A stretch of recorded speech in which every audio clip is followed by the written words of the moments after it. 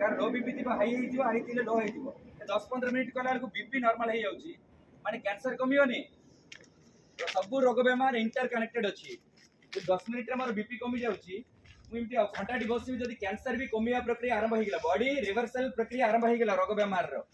First हूँ ध्यान करिया द्वारा रोग बेमार कमी जीव बिहेवियरल बहुत चेंजेस हो अंडरस्टैंडिंग बहुत बढ़ जीव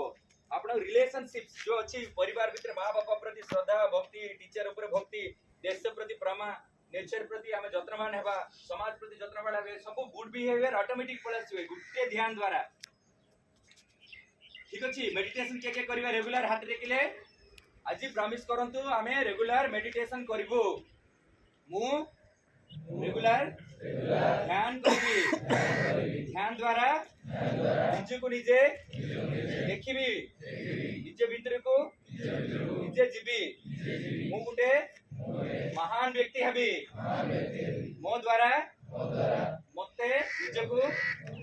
मो परिवार को मो गाँ को मो समाज को नेचर को और देश को पृथ्वी को बंचाई रखी मु निजे को निजे गाइड करी और समाज को मु गाइड करी मो भितर बहुत शक्ति अच्छी ये शक्ति को मु निजे आगे देखी मो रेगुलर ध्यान करी गुटे ध्यान द्वारा आपण जीवित बहुत उन्नति हो जाओ जोर ताली हो जाओ।